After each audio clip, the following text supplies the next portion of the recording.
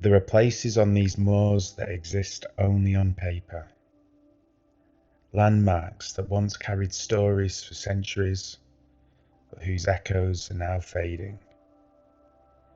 Sites once loved by local ramblers, now almost forgotten.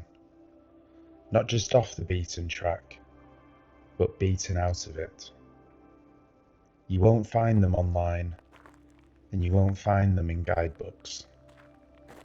To trace them, you have to go back over 100 years to the last time they were recorded with any certainty.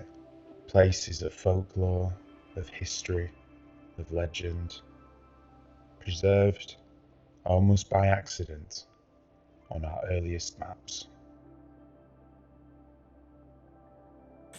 In the early 1800s, the Ordnance Survey began publishing some of the first modern survey maps of Britain. They weren't made for hikers or travellers, but they were born from necessity, from defence, from infrastructure, from a country that needed to understand its own ground.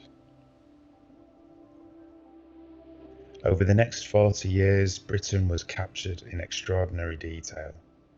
Field boundaries, quarries, wells, trackways, mounds and cairns, thousands of tiny marks most people would never notice, but which meant everything to the people who lived there.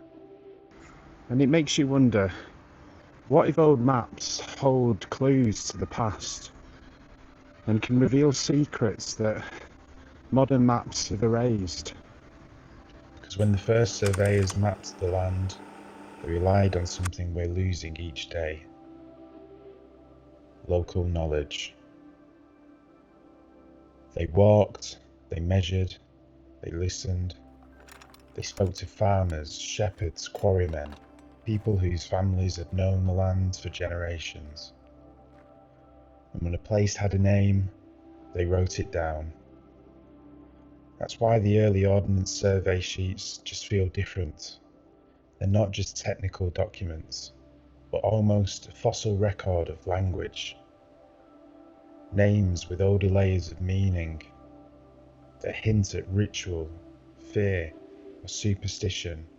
They don't just describe the land, but how the land was felt.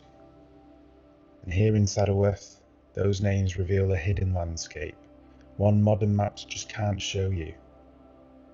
When you look at the early maps, you'll find landmarks that have slipped out of view and out of memory for many in the community. These names weren't invented by map makers. They were carried in local speech, passed down through the generations, until one day they were captured on paper and ink. Not just labels, but doorways into how people once saw these hills. And when the names disappear, the stories thin out, and then fade, and then vanish. But it isn't only folklore the early maps preserve. Sometimes they preserve evidence. The older maps often marked standing stones, cairns, earthworks, boundary stones, features that over time have been ploughed under, eroded, vandalised, or simply left behind by the modern world. Many are absent from today's maps entirely. And as the decades passed, mapping became more standardised and then digitised. And in that cleaning up process, something was quietly lost. Hand-drawn character gave way to vector lines, and local names were trimmed away, and unofficial landmarks were omitted. And the strange, the half-remembered, the local, flattened out. And with it, hundreds of small historic markers faded from view. And this is exactly why these old maps matter. They give us a snapshot of the landscape before the industrial age reshaped it, before the reservoirs flooded the valleys, before the railways carved through the hillside, before modern land management rewrote the terrain. And with that snapshot, we see the land as more than a physical space. we see it as a place of meaning. Because when a place is lost, a story is lost.